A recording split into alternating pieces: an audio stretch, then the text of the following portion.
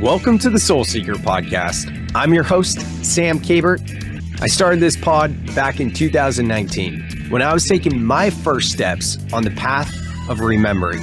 And at the time, the tagline for the show was a journey of self-discovery. A year later, it became a journey of remembering. Yet, what I know now is back then, I was still seeking. And what I've come to know now is that it's the journey of seeking that brings us the silent, slow stillness of acceptance. And therein lies our own innate wisdom. It's my mission now to eradicate the glorification of hustle culture, as it was my drive in entrepreneurship that led to a greater whole, and that's because I was outsourcing my sovereignty rather than looking within. So let this be your invitation to take a deep breath in and remember that at any time we can shift our thoughts and our feelings to create the outer world in which we wish to live. Soul Seekers, it's time to grow. Let's go. What is up, fam, and welcome back to another episode of the Soul Seeker Podcast. I am your host, Sam Kabert, as always, and we have a fun one for y'all today. My guest is Michael Gelb. I met him a couple months ago at a conference we were both speakers at. He has been a speaker for well over 30 years, and he has written 17 books that have told over 1 million copies sold. And one of those books is called How to Think Like Leonardo da Vinci. He wrote that back in 1998. And the next year, he was awarded this award called the Brain of the Year Award. Now, y'all, I didn't even know that there was a Brain of the Year Award. Like, how cool is that? If you're thinking like, what does that actually mean? Let me tell you this. Another recipient of that award was Stephen Hawking. So talk about good company to be with. Really what this episode is all about is it's how to unlock your inner genius. And we're going to unpack the 7 principles on how to think like Leonardo da Vinci. Now, you might be thinking, why Leonardo da Vinci? And for Michael, it was part of his Italian heritage. He's going to tell us why and how that is part of like his family roots and everything. I know for me, when I first came across his work, when we met at this event, I was like, Leonardo da Vinci, like that seems kind of random, especially now looking back, it's been 27 years since he wrote the book, and he was at that event speaking on how to think like Leonardo da Vinci. I'm talking with him now, even 27 years ago. Leonardo da Vinci lived, I think Michael said, 550 years ago, and it's still just as crucial to learn these principles now more than ever. In fact, a lot of things that I study, that I teach, that I'm all about, we're very much in these 7 principles. So it's cool to see these principles and have like a framework for it. So you guys are going to love this episode. If you haven't already subscribed to the show or left a rating and review, please do so. It's a great way to give back. I do this podcast and I have been doing it from, just my way of giving back. And it just fills my cup, and it's been 6 years now. So if you are getting anything out of this podcast at all and you haven't left a rating and review, if you could do me a favor and leave a rating review, it's not just for me, it's also an algorithm thing, because the more ratings and reviews that the podcast has, that means other people can discover the wisdom from these guests as well. So it's a great way to give back. So thank you so much, and enjoy this episode with Michael Gelb. Here we are for another episode of the Soul Seeker Podcast. I am here with Michael Gelb. We met at a conference, and we're going to unpack so many different topics, maybe just a drill down on a few, but Michael's written 17 books. And as I look through the books, there's so many different categories. So I'm very excited and curious to learn more about your story, Michael. But as we do always here in the Soul Seeker Podcast, we will ground with just 3 simple breaths. So Michael, for yourself, for me, and for those of you listening that are in a place to slow down and you can sit down, I would encourage you to just take the next minute to sit down and close your eyes. But if you're running, driving, or washing the dishes, anything like that at all, working out at the gym, then you can breathe with us Just, of course, don't close your eyes, right? So Michael, for yourself, for me, and for anyone listening that can close their eyes now, feel free to do so. And as you start to shift on down, just sitting straight up, feeling your feet on the floor, and through your nose, inhaling all the way up, sipping in a bit more air at the top, and a big sigh, let it go. And another inhale all the way up, sipping in a bit more air at the top, and letting it go. Last one, as you inhale, letting the belly expand and bring that breath all the way up, sipping in a bit more air at the top, and just slight holding the breath, rolling up the eyes, and exhale, let it go, letting the breath return to its natural state and rhythm, flickering the eyes back open. And here we are, Soul Seeker Podcast number 285 with Michael Gelb. Michael, welcome to the show. I'm stoked to have you here. Great to be with you. Thanks. Yeah, so we met at a conference in Nashville, Tennessee. We were both speaking at a couple of months ago. And man, you came up and introduced yourself to me, and I was like, oh, nice to meet you. And you told me a little bit more about yourself, and then I looked you up, listened to a few of your podcasts, and I was like, wow, you have quite the body of work. For anyone listening that might not be familiar with your body of work, I mean, really, there's so much to cover. So I would just love to hear an introduction from yourself, about yourself, for everyone here. Sure. So I've just been interested in truth, beauty, and goodness as the through line of my whole life and my whole career.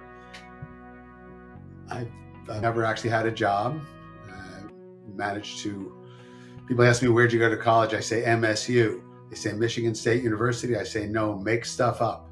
So I've been making stuff up, and then most importantly, relating it to needs of various constituencies, people who want to be more creative, more innovative, want to be better at communicating, have more energy, better balance of their mind, body, emotions, and spirit. So those are the through lines of what I continue to do. I feel like MSU, like make stuff up, is selling yourself short, because I know this about you. Like, you are a researcher. You're not just making stuff up. Like, do you feel like for anyone listening, or someone that's just meeting you and doesn't really know your work, like sometimes if you just make that joke, people will be like, oh, okay, and then they'll just like move on and not really be interested. You know what I mean? Well, that's their problem. What those people need to know is that if you're really good at improv, let's say you're a jazz musician, most really fine jazz musicians train classically first. So there's a basis of a lot of practice and really understanding all the notes and all the chords and knowing your instrument and being one with the instrument. And then you can improvise. So yeah, you're right. I didn't just make stuff up out of thin air. It's predicated on decades of passionate study. Mm-hmm. Absolutely. And you've written 17 books. I mean, you've sold over 1 million copies with the Da Vinci, How to Think Like Leonardo da Vinci, that came out in 1998. You were just telling me that was a #1 bestseller on Amazon, like not niche categories and friends and family, back in 1998, like legit #1. I mean, you sold 750,000 copies. Like, that's enough right there. That's an interesting topic, and an interesting title. Like, personally, I don't know that much about Da Vinci. Obviously, being into spirituality and things like that, I've come across things, but I haven't done that deep dive for myself. So I think this being the Soul Seeker show, and many people not just into mindfulness, but that deep dive of spirituality, like let's start here with How to Think Like Leonardo da Vinci. Let's just start from the top. Like, can you introduce this topic and we'll see where it goes from there? Sure. So I was introduced to Leonardo da Vinci by my grandmother, who was Italian, an artist. And when she told me about him, he seemed like an amazing figure. I remember, I was a kid, so Superman was my other hero. But as I got older, I realized Leonardo was real. Superman was just a comic book character, but Leonardo seemed to embody the fullness of human potential. And I found myself being invited in my 20s to speak to groups around the world about creativity and innovation. And I told stories about Leonardo, and they seemed to particularly resonate. So actually, the funny thing is that there was a group, they still exist. I've spoken to them all over the world for decades. They're called YPO, Young Presidents Organization. They're heads of companies. They get together for education and networking. And I was speaking to them at one of their premier events called a university in Washington, D.C., on the topic of innovation. But I knew they were having one of their universities in Florence, which is my favorite city. And I just have this kind of sense of a soul resonance with both Florence and with Leonardo da Vinci. As I'm speaking to you now, I'm looking over there, there's one of my grandmother's paintings on the wall. So this is my lineage and a great connection. Anyway, I figured that the head of the education program for Florence might be attending the Washington, D.C. event, and that he might approach me and ask me what I would do if they were to invite me to Florence. And I figured he might say something like, we want something really special, because I imagine that a lot of other people wanted to go to Florence too. So you ever have something happen like that where you picture a scenario in your mind and it comes true exactly as you pictured it? Mm-hmm. I finished my talk in DC, and a gentleman approached me and he said, I'm the education chair for Florence. He said, if we were to invite you, what would you do? And then he said, we want something really special because everybody wants to go to Florence. So I looked him right in the eye and I said, how about how to think like Leonardo da Vinci? And he said, can you really do that? And I said, sure. So I had 6 months to make it up. But I had been studying this for years. But now I've committed myself to do this in front of a very critical audience of company presidents who pay a lot of money to come to these events. And when you're speaking, there are other concurrent events. And if they don't like you, they score you out of 10. They'll give you a 2 and they'll walk out in your face. So I've been to a lot of these, and I've seen people start with, a couple hundred in the audience, and they wind up a few minutes later with 6 or 7 people. It is not an easy audience, but I was all in. I just went for it. I literally went to the place where Leonardo was born. I went to the place he died. I walked his footsteps, the notebooks over and over again, with one guiding question. What is he trying to teach us? What is his real message for the world today? And it turns out that in his notebooks, he gives lots of advice to his students. So what I did was translate that advice into contemporary terms. And I made up this talk, which I gave to the company presidents in Florence. They loved it. Nobody walked out. I got invited back to speak about it.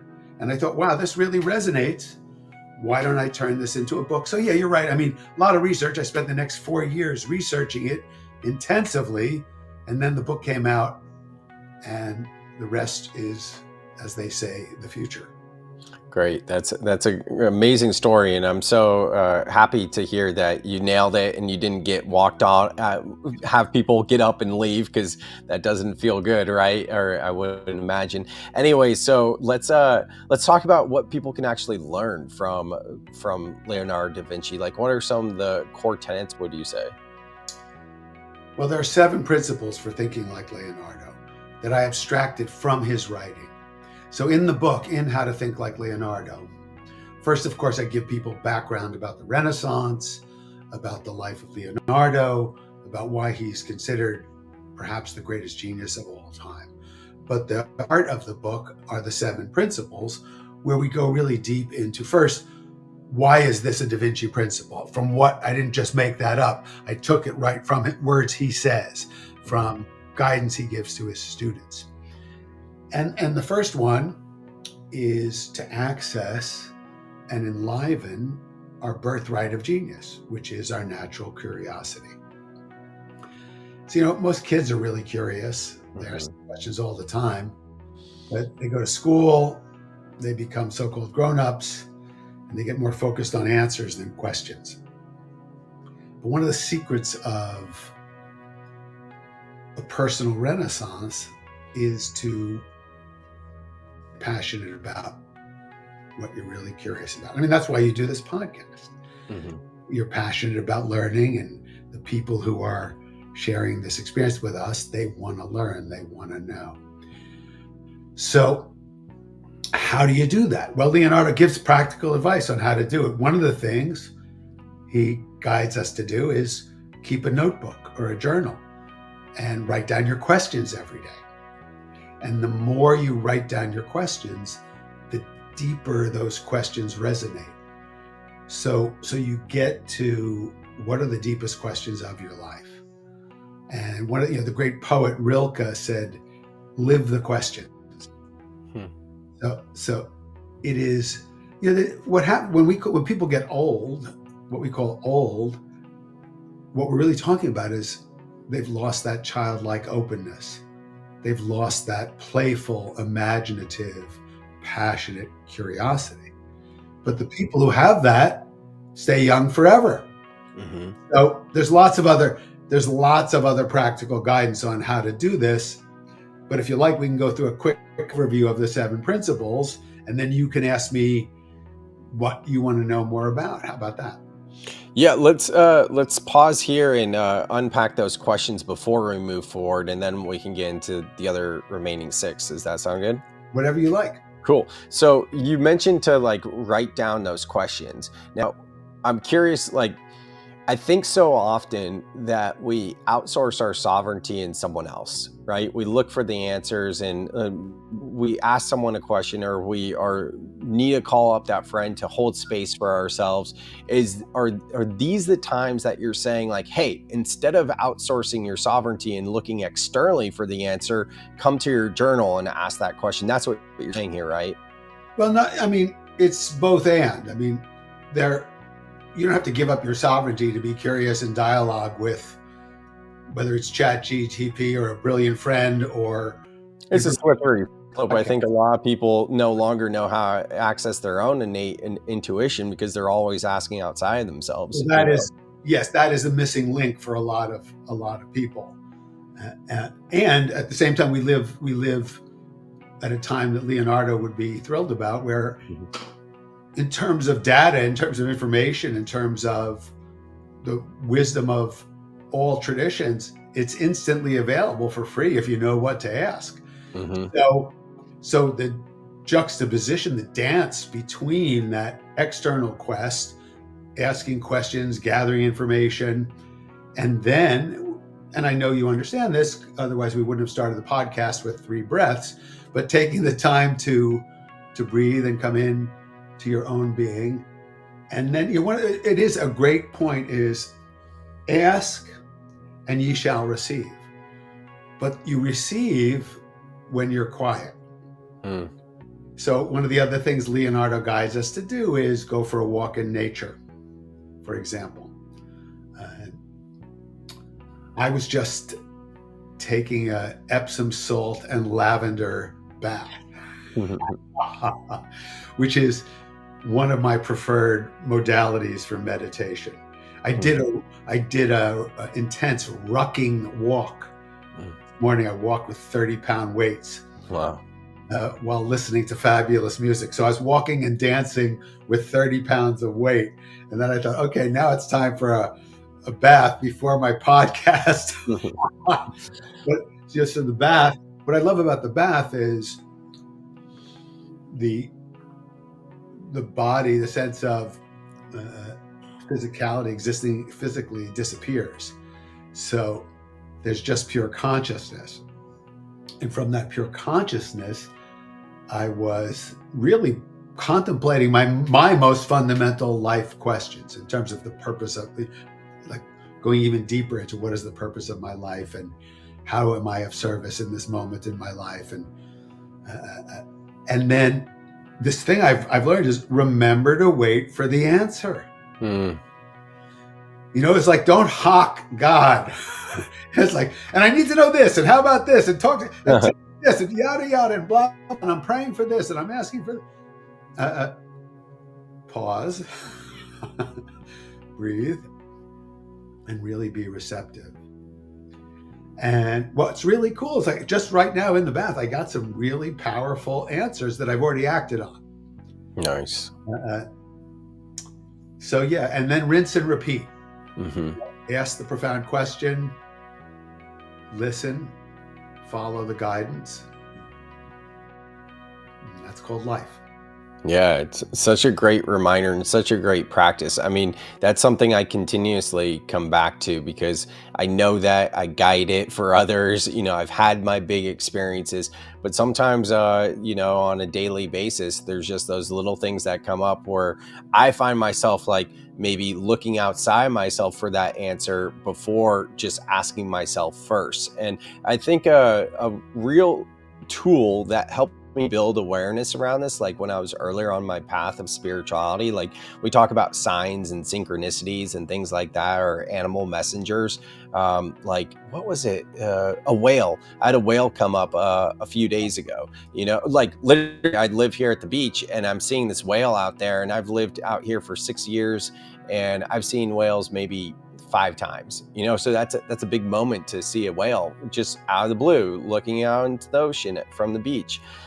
And I was like, I wonder what that means. I got distracted with something else because where I'm at in my journey now, I'm not as like deep with like really sitting with that and be like, what does that mean? But I know at the beginning of my journey, when I was like really into this stuff, I would immediately go on Google and be like, spiritual meaning of the whale, right? And then someone pointed out to me like, hey, kind of like what you're talking about now, can you pause and ask yourself and find that answer with your intuition? And then what's a fun exercise from there is then go and Google it and be like, oh, wow, I was right on point. And then you no longer start to gaslight yourself and you learn to build the muscle of your intuition. So I love this first principle, really.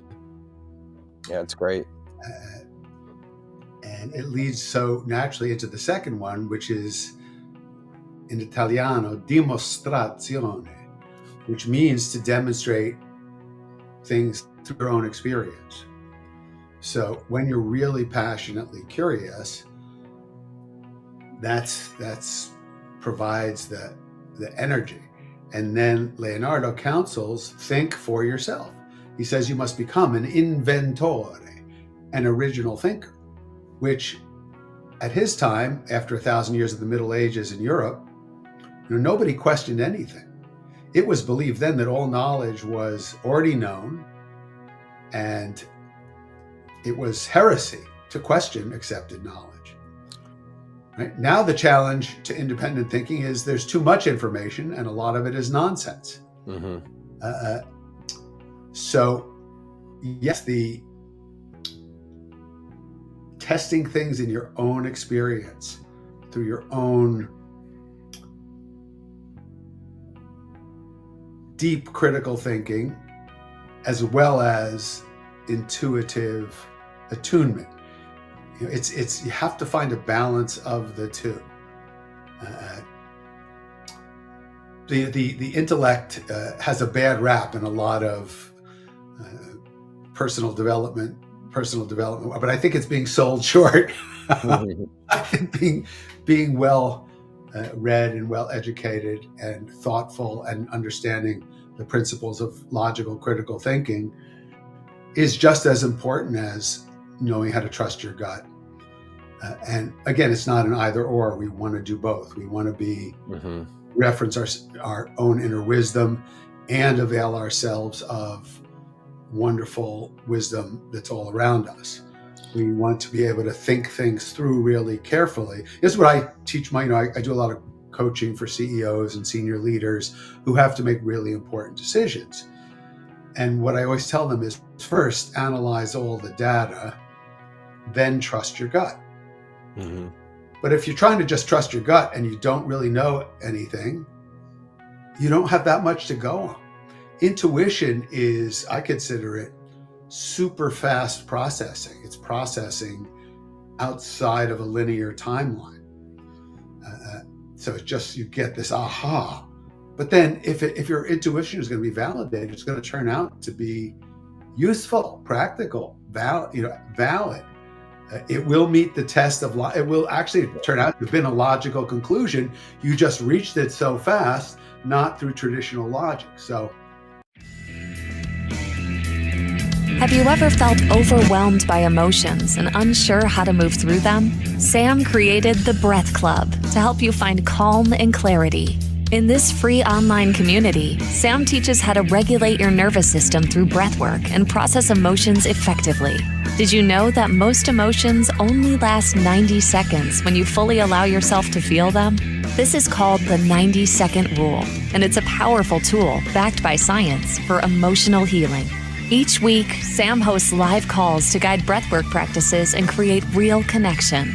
You'll also get access to an online course and pre-recorded breathwork videos. The link to join is in the show notes. You might recall that this is one of my messages of soul life balance. And what's fascinating is that message came through 6 years ago, and I wrote my book, Soul Life Balance, in 2022. But in December of 2024, just this past December, what I started to realize was, for me, how I approach soul life balance is really more from mindset. So I've been starting to reframe it into a soul life mindset. And that's exactly what you're talking about here, like what I'm teaching and what I'm about and how I make decisions, right? Both from the analytical mind, or to get, scientific here, talk about like the prefrontal cortex, which is the thinking mind, versus the limbic brain of like the emotional brain. So it's really this blending of the archetypal energies of both yin and yang, or the outer world and the inner world. So I'm a huge fan of that. I love it. Cool. Yeah. So that's the second one. So then moving on to the third principle. Right. So the third one is, in Italiano, it's sensazione, sharpening all your senses. So Leonardo wrote that the senses are the ministers of the soul. But 550 years ago in Tuscany, he also wrote, the average person looks without seeing, touches without feeling, breathes in without awareness of aroma or fragrance, talks without thinking, eats without tasting. So that was 550 years ago in Tuscany. So I was just thinking about that, how far back that was. And I'm like, man, have we made much progress out here in the West? So the good news is, we have access. If we choose it, we can make our lives incredibly beautiful every day. Mm-hmm. We have amazing resources and opportunities, and the best way to do it remains the same as it was in Leonardo's time, which is just to be out in nature if you possibly can. But make your life as beautiful as you can every single day. Let's talk about nature real quick, because you live in New York City, is that right? I live in Rhinebeck, New York, 2 hours north of the city. Okay, yeah, I don't really know New York that much. I have family out in Jersey, and I've been in New York a few times, but I've definitely come across people that live in like a concrete jungle type place, and their kind of response to when I say things like getting out in nature, they're like, I can't, there's literally, there aren't any trees out here. And I'm like, well, you understand everything is nature. Walking outside is being in nature. It's just noticing the changing in the wind. Maybe there's pigeons there, these small little things. But I'm curious for you, like when you hear someone say like, oh, it must be nice, or I can't get into nature because I live in concrete jungle, or whatever it is, like what comes up for you? Well, this chapter of the book is filled with countless exercises that people can do for precisely that circumstance, because most of my clients actually are corporate people, and a lot of them are in cubicles all day. So they would love to just be in a city. They're in a cubicle on a screen. And there's still quite a lot you can do. Even the slightest little thing to make your life more beautiful is, I have over here, you can't see it on the screen, but I have an aromatherapy diffuser that diffuses rose and lavender, which is the aromatherapy that Leonardo used in his studio. And over here, I have a little painting that somebody made for me. I don't know if you can see that, of I can see the birds out of all the windows. That's part of why I chose to live where I live. But I also have this beautiful bird right here, and I have the Buddhist metta prayer right here.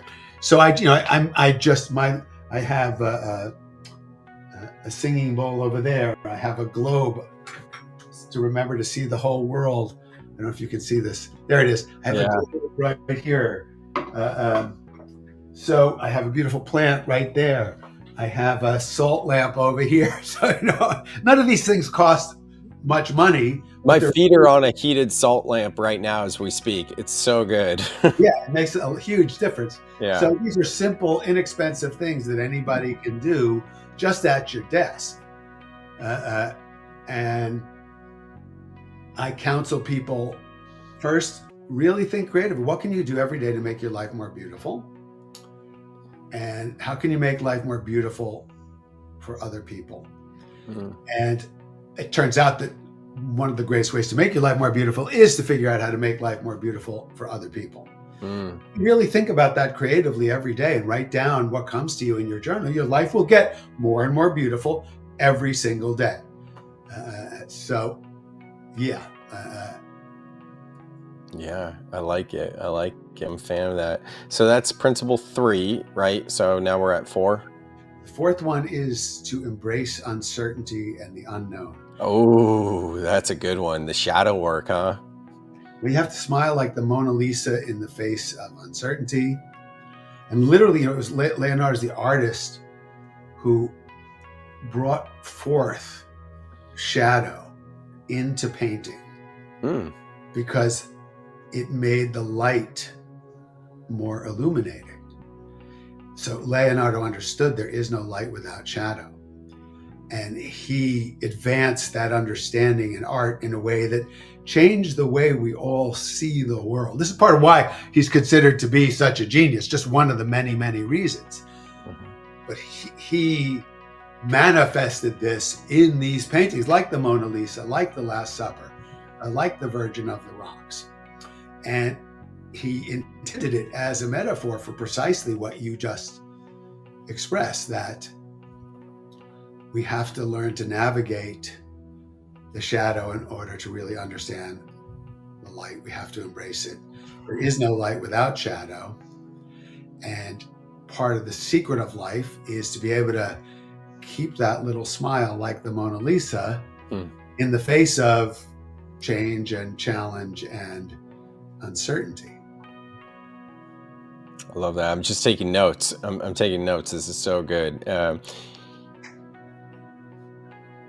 Yeah, I think that's a really good point there with the Mona Lisa as well, like the little smile, because that's something I've thought about at some point in my life, but I haven't really addressed it or talked it out with anyone before. That's a good point, that it is like a small little smirk, Yeah, I like that. It's the most, think about it. It is the most recognized icon on the planet. It's by far the most famous work of art in human history. And it's this portrait. People say, I went to France, I went to the Louvre, I stood in line for hours, I went and saw it. I don't get what's the big deal. Well, it's a big deal. And one of the great ways is experientially, is literally go look at the painting and then practice the smile. Practice her posture and notice how it makes you feel.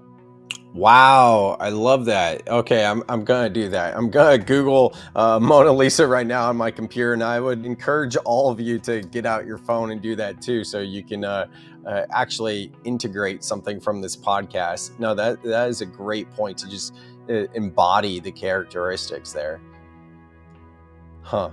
I love that. And are you into the Mandela effect at all? Isn't there a Mandela effect with the Mona Lisa?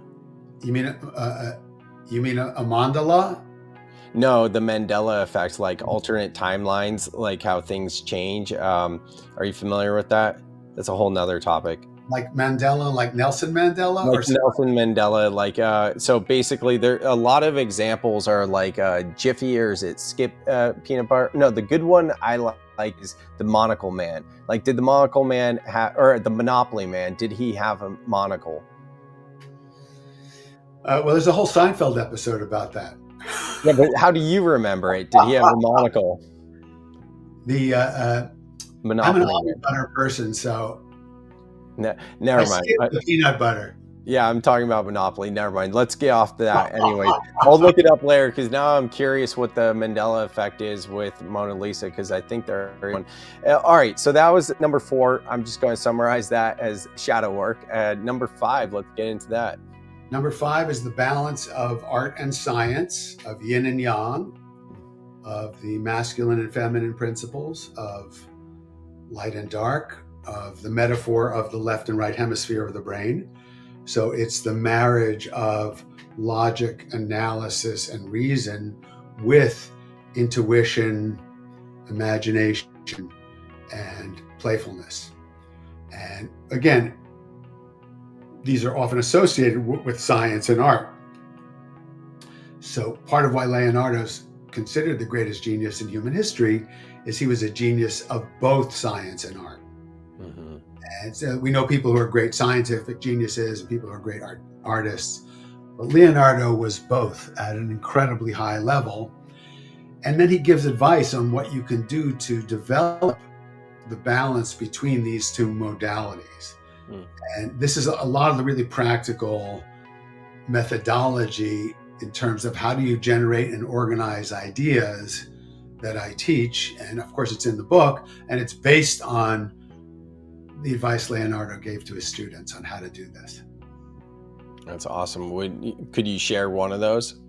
Yeah, sure. It's called mind mapping. It was originated by my friend Tony Zan, who was inspired by Leonardo da Vinci. And there are many programs for how to do it online, but the best way to do it, for starters, is the old-fashioned way. These are my colored pens and my big blank sheets of paper, and it's a way of generating, organizing your ideas using imagery, color, and keywords, so that it gets you to express the logic and the imagination in your mind and manifest it in your own hand before you interface with the computer.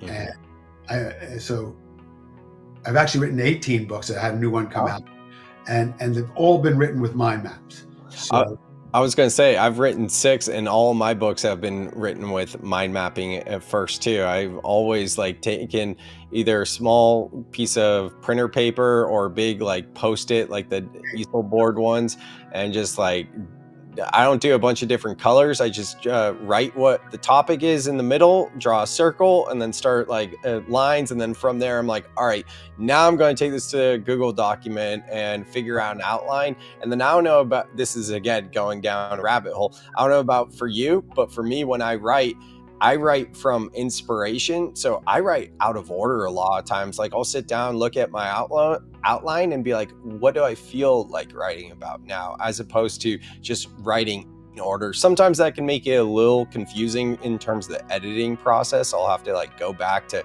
make things flow nicely, but it's been so fruitful for me in the 6 books I've written, at least, Wonderful. Well, the writer's motto is write drunk, revise sober.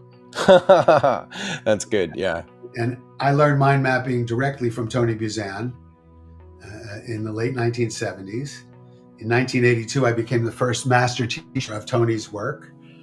And he was a huge fan. He was inspired by the notebooks of of Leonardo da Vinci. And in the early 80s, I introduced mind mapping to the United States in a series of seminars I taught all over the country called High Performance Learning.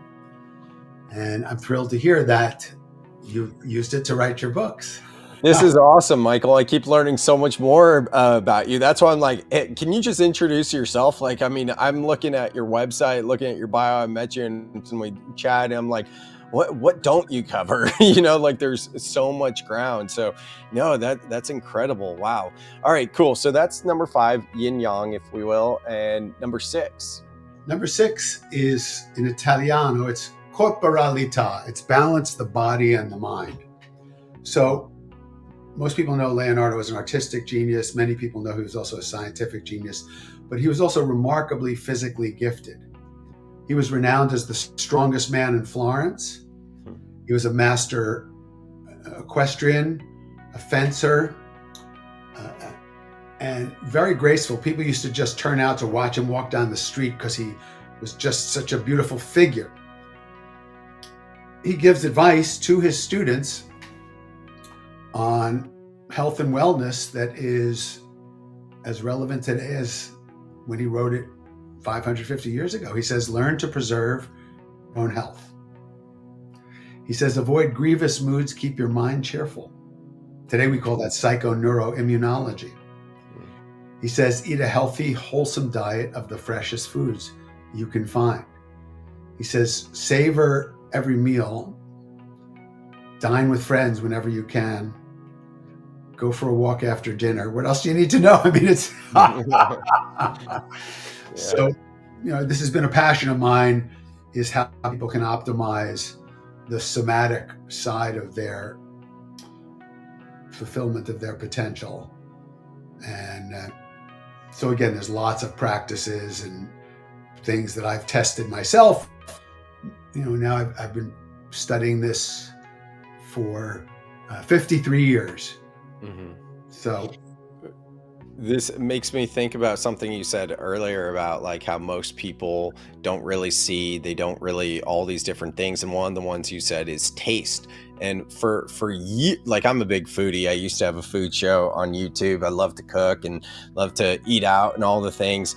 And for years, my whole life pretty much, I've just inhaled my food, and it is so hard for me to slow down. And one of the things that my son's mom says is to chew 27 times, like have 27 bites before you swallow. Have you heard that before? Sure. Yeah. I mean, I studied macrobiotics in the 70s, and they chew it even longer. But I find that gets a little boring. My tip is, everyone has their own natural rhythm and when you get in touch with your own system, you have your own natural rhythm of how you most enjoy dining. Mm-hmm. And if you just, again, it comes back to ask yourself, ask your body, what do I want? What's available? What's the freshest, most wholesome choices? And then ask yourself this question: how will I feel afterwards? And tune in. And then every meal becomes really almost like a sacrament. I mean, it's, to me, food is the most reliable and intense pleasure. You can dine. I look forward to dinner. I cook for myself. I cook for my friends. I'm a foodie my whole life. Coming from Italian heritage, I love wine. I pair fine food and wine. That also helps to create a beautiful rhythm of dining. Like, you don't have to worry about eating too fast because you're going to want a sip of wine. And if you drink a fine wine, you're going to take your time. You're going to smell it. And then you take that wine and you notice that part of what's great about wine and food is the wine makes you then want to enjoy the next bite of food that much more. Right food, you taste that food, it's like, what could be more perfect now than just a glass of just this, a sip of just this Barolo that I chose for tonight's dinner. So that, that art, that harmony is part of the art of living. And the Italians have this figured out. They call it dolce vita. And the French are pretty good at it too. It's called joie de vivre. But in the US, we only have happy hour, just one little hour. So a different vibration, a very different vibration. But I try to help my clients, my friends, my readers make every hour happier. And that's so the corporalità chapter and the sensazioni chapter in the book guide people in depth with a lot of practices on how to actually make your life more beautiful. I mean, put more dulce in your vita. That's what I talk about. Well, I hope to break bread with you one day because, man, I just like that. I was transported listening to you speak. I was like, oh, man, I'm somewhere else right now. Anyway, so number 7, the final principle. What's this one? If you're looking for a powerful and transformative experience for your next event, consider bringing in Sam Kabert as a keynote speaker. Sam's message of soul life balance and his expertise in mental health and mindfulness resonate deeply with audiences. He not only inspires with his story, but also offers practical tools like breathwork to help attendees regulate their emotions and reconnect with themselves. You can even have Sam lead a guided breathwork journey, creating a truly unforgettable experience. To learn more or book Sam for your event, check out the link in the show notes to book a call with Sam now. So it's connezione. Everything connects to everything else. So Leonardo was a systems thinker. He saw the earth as a living being. He saw everything as really interconnected. And this is very, for my corporate clients, I help them figure out what is your vision, what is your mission, what is your higher purpose, what are your goals, what is your strategy, and what are you going to do every day to make that real? For individuals, we all want to have the same process. What is your purpose? What is your vision? What is your mission? What are your goals? What are your strategy? And what are you doing every day? And if there's always big gaps. So what are you going to do to bridge the gaps? What am I doing today? What's the most glaring gap between how I want to live my life and how I am living my life? And what's one little thing I can do today to bridge that gap?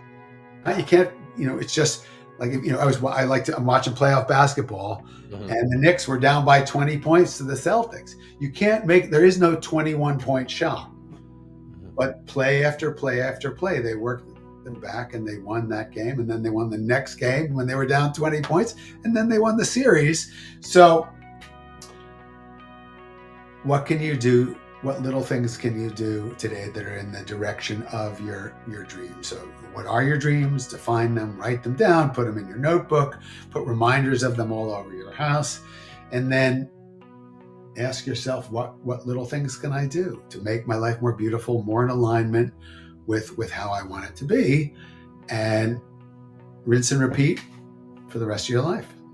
I'm a huge fan of that, huge fan of a lot of things you just mentioned. And, a big theme for me the past year or so has been embodiment. I'm like, if I am embodying my core values, my beliefs, and all of these other things, then everything else just falls into place. And all that is just focusing on the little things. Like you said, it's the little things, so cool. Love that. And I gotta give a shout out to the Knicks, because at the time of this recording, it's May 20th, and the Warriors, my team, were just eliminated about a week ago. And I do think that we probably would have taken it all if Steph didn't get hurt. But I'm curious, just a fun little side note here. What do you think about the Knicks' chances of winning it all this year? What I love about this year's playoffs is the two matchups in the semifinals. Just couldn't be more exciting. I'm a Warriors fan. I love Steph. I'm a Lakers fan. I love LeBron. I love the Nuggets. I love to see Jokic. What I love to see is greatness, excellence, magnificence, the heights of human performance. That's why I love basketball. Plus, I can relate to it because I used to play. So we can all imagine ourselves doing what they're doing, except they're doing it at a level that's in a whole other realm. But nonetheless, we can all connect to it. So I'm just excited because I love all these teams. I do think it's fascinating that because the NBA has driven the league toward parity with the players agreement, so it's so easy to move from one team to another, to another, to another. It's very hard to stack a roster and have just something that's so overwhelmingly better than anybody. What's really fascinating is all four of these teams in the Final Four are guard driven. And the team that's going to win is going to be the team whose guard optimizes the talent of all the other role players. Because these aren't heavily over superstar laden teams. They're not the usual three superstars that you need. And relating that to Da Vinci's principles, that's the seventh principle, right? Well, I see. Thank you for noticing. Yeah. So the connection that, for example, Tyrese Halliburton is making by reading the game and bringing out the best of everybody and reading what's happening on the floor. And Brunson's doing the same for the Knicks, and Shea is doing that for OKC. And we'll see if Anthony Edwards can do it for Minnesota. And my prediction is whichever guard facilitates the highest level of connessione, that will be the team that is crowned champion. Well, thanks for indulging me. I don't talk sports often on this podcast, and I stopped watching sports in 2019 when I started my spiritual journey, and I'm just like slowly re-emerging back into sports. And basketball has always been like my number one love, so it feels good to kind of start with basketball. But I did notice like a couple of years ago when I tried watching the Niners in the playoffs or something like that, it was just like, it was overstimulation just to watch it on the TV. I was like, just so, my nervous system was reacting to just, it wasn't even the commercials. It was just like the sense, yeah, go for it. Yeah. I record it so I can fast forward through the commercials, or I close my eyes and I meditate during commercials, and I shut the sound off and I play beautiful music in the background. Because I know exactly what you mean. It's just the, it's horrifying. I mean, talk about sensazione. We'll come back to an earlier principle. And the opposite of dolce vita is the commercials are usually for the most vile, disgusting food, so-called food. I mean, just hideous stuff that will then cause you to have the diseases for which they are advertising the pharmaceuticals. So those are the two themes of commercials: horrible, disgusting food that if you eat it, you're going to need the drugs that they're advertising. So I try to look at that, and be compassionate and bless humanity and think about how to make life more beautiful so that people will have greater discernment so that they can be guided to what Leonardo counsels us for their food: fresh, wholesome, simple, clear, clean. It's easy, it's not hard, and it's not expensive to have beautiful food. We have an abundance of it. It's just people aren't aware and they don't know how to get it if they're in a lot of environments. And then they will need those horrible drugs. So that's the downside. But I just literally close my eyes and meditate, listen to beautiful music. And then when I watch Steph, with the quickest release ever and just turning around because he knows it's going in. Yeah. His whole body, because it's, people think, he makes it look so easy. He makes it look so easy because he's taken hundreds of thousands of practice shots where he's using effectively the whole earth is rippling through his body to release that ball in the blink of an eye, and it's going in. So that it's that kind of ultimate expression of human performance that I love, and I'm willing to come up with a strategy to navigate through the horrible commercials and the screen to watch the game. Yeah. It's funny you bring that up because just yesterday I was on a podcast, a pickleball podcast, and I was sharing like nervous system regulation with their listeners that are like pickleball enthusiasts. And they asked how this could be applied in real time with athletes. And I use Steph as an example because it's been well documented that where he was asked, like, what is the number one skill that you attribute to your success? And it quote unquote, honestly, breathing. That's what he said. And then you look at Steph talk about in the post-game interview as his team got eliminated, and he's 37 years old going into his 17th season in the league next year with a hamstring injury for the first time in his career. And in the post-game, he's talking about how he's sad. And he's like, honestly, it's just sad. I'm grieving right now. I'm sad. And, you know, I'm like, I love this so much because the guy is talking about breath work. He's talking about nervous system regulation. He's talking about feeling his feelings and not bypassing them. And actually, like, he's just such a good role model all around, you know, it's amazing. Well, he's one of the rare high level athletes who does not speak in cliches. He's authentic. You know, usually they say, well, you know, got to give 100% and,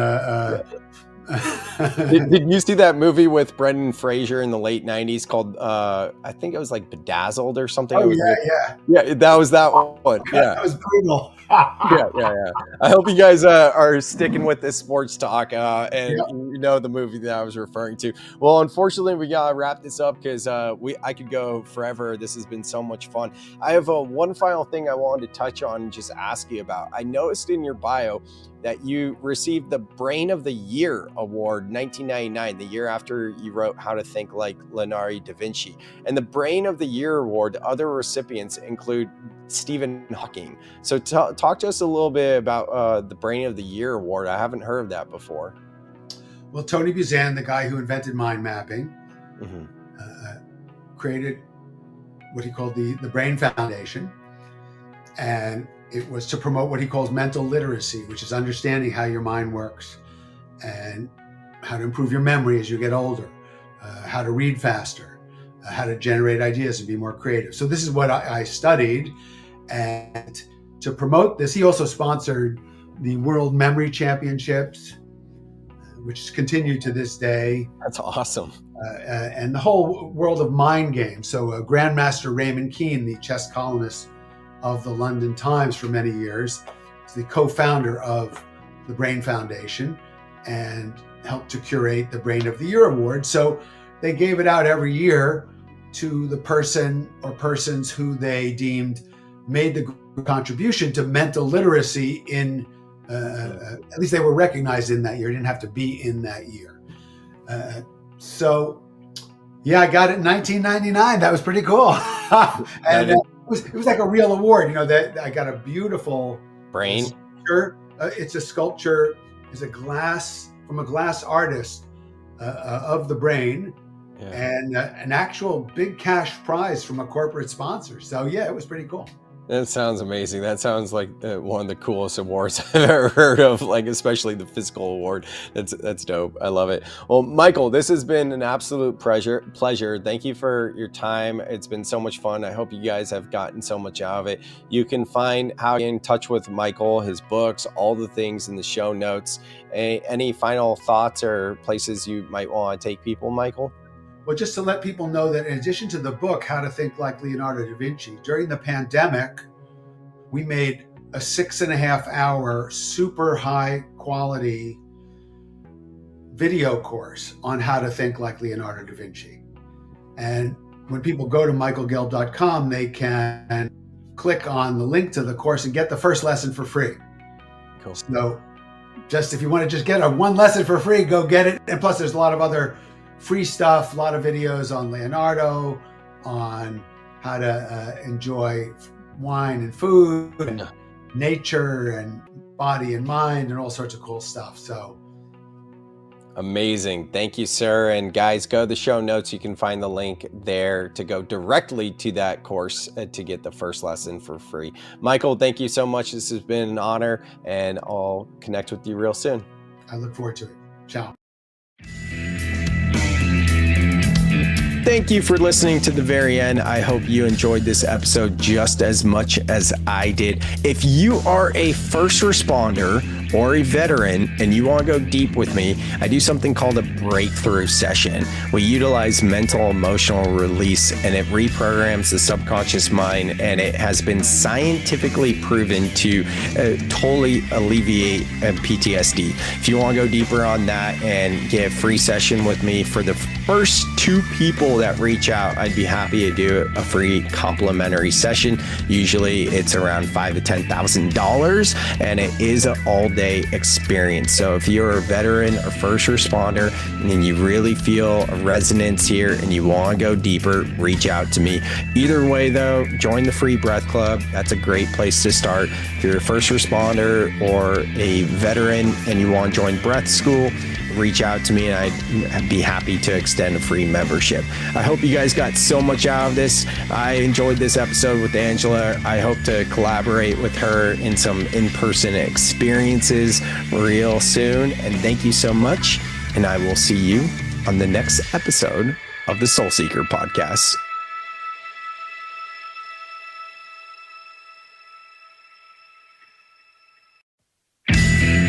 Thank you so much for listening to the very end. I hope you dug this podcast just as much as I enjoyed it. If you got anything at all, please, if you could just do me a favor and leave a 5-star review wherever you listen to this podcast, it helps the show grow. So thank you for considering to leave a review. If you want to go deeper with Soltara or Elan, you can find the links to connect with them in the show notes. And if you want to work with me, the best way to work with me, the easiest way to work with me is the free way, and that's by joining the Breath Club. The link to the Breath Club is in the show notes. And also know that I'm available for one-on-one support, that is coaching and guidance, as well as keynotes and breathwork journeys for conferences and events. Thank you so much, and I will see you on the next episode of The Soul Seeker.